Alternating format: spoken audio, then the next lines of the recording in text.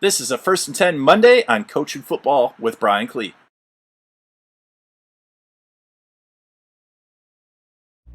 In this week's edition of First and 10 Game Planning, going to take a look at running some concepts from a tight trips or a trips bunch formation against an odd stack. This was inspired by Coach Vint, who regularly posts different formations, down and distances, situations on Coach Twitter. Really good follow.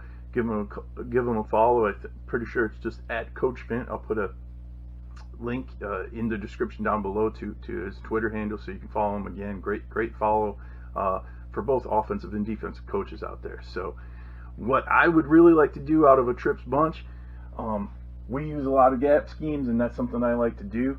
And with that 4-eye, that can be a pain in the butt trying to get him down blocked if you're using a gap scheme. So I would run a power read arc. So we got our running back coming across meshing. He's on the sweep path. Quarterback 1 or 2 shuffles, and he's reading that 4-eye. And why I like the arc, instead of really having to work hard to block down on that 4-eye and then have an on-clear read, we're just going to arc that offensive tackle.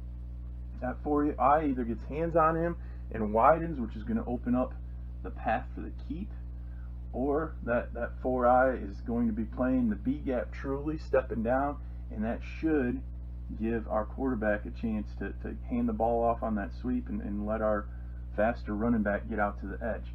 The rest of the power scheme, we got our double backside 50 technique, guard pulling and wrapping, and really the hardest part of the scheme probably is this 4-eye getting blocked up by the offensive tackle, who needs to come down and get him cut off. Backside, throw some sort of have some sort of access throw available if we like to match up with the cornerback. Kind of boring over there. And then on the edge here, we're going to crack with number 2, crack with number 1, and arc or wheel number 3 out. That should give us really good leverage, I would think, for that sweep path if we do hand it off. Some play action off that exact same look. If I felt comfortable with the protection at all, we'd be trying to get the guard pulling still. Pull and look here. Back across and out. Backside again. What's the corner giving us? If we really like it, let's go with it. And then we're going to take like we're double cracking. Come out like we're arcing. And then we want to slip past and split the safeties with number 2. And then we're going to take the easiest release off what that outside linebacker or overhang defender does. If he's really working out flat, we'll go inside of him and then wheel on out. And really like putting those safeties. Alright, if it's a rotation, can we have leverage before that deep safety gets across? There's 3 open. Does he split those 2 high safeties? Does the free safety here get over top of the second vertical there? And does the corner trigger? If we've had some success handing the ball off on the sweet part of the power read as an offense, that corner is going to trigger real hard, and most likely we can slip past him with number 3 there. Really like using wheels within an offensive passing attack. The other run concept that I'd use is counter GT arc with a bash concept. So back's doing the same thing again, getting out wide on the sweep path. Quarterback 1 or 2 shuffles. Going to continue to read that 4-eye. Makes that kid's job really hard that particular night.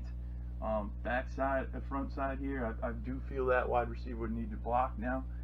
And then we're going to arc the offensive tackle for the 50 technique. Double back to the other 50. Guard pull and kick. Tackle pull and wrap up to that 0-0. Same perimeter blocking as the power read. Crack to set the edge. Crack to set the edge with number 2. A little better leverage. And again, if that overhang is squeezing that down block, really getting physical with number 2, should be really easy to get the angle by using the double crack, and then arc out to the corner. Quarterback, again, reading that 4-eye, shuffle 1 or 2 steps. If that 4-eye steps out to chase the sweep, he can come back and run the counter. If that 4-eye chases and hip pockets the guard and the tackle pull, can hand it off on the sweep. And then the last play action concept that I'd use, really like play action. Most offenses I've been a part of are definitely run first, so a lot of what we do in what I've coached has been off of play action. So now I would try to get the defense convinced that we're going to run that same Verts wheel concept that I showed up above. So again, first wide receiver, come down, fake the crack, slip it, go vertical. Second one, run a crossing route, and now take a couple steps out like I'm running the wheel and come back on a dig with the number 3. Again, if I felt comfortable at all with the protection, I'd still want to pull the guard pull and log, first thing on the edge there, tackle hinge. I'd want this receiver to be running some sort of clear out, just so that way that crossing route remains an option. So if it's not a straight up clear out and go, it needs to be probably a 10 to 12 yard comeback. And the running back come across, up on the edge a little bit, and the quarterback. What I'm expecting most defenses to do, a lot of times those linebackers get overly concerned with that first crossing route. So that first crossing route holds those linebackers. The vertical holds both the safeties, because they're and most likely if they're too high and they've been seeing the Verts wheel some, they've been seeing us successful on the sweep.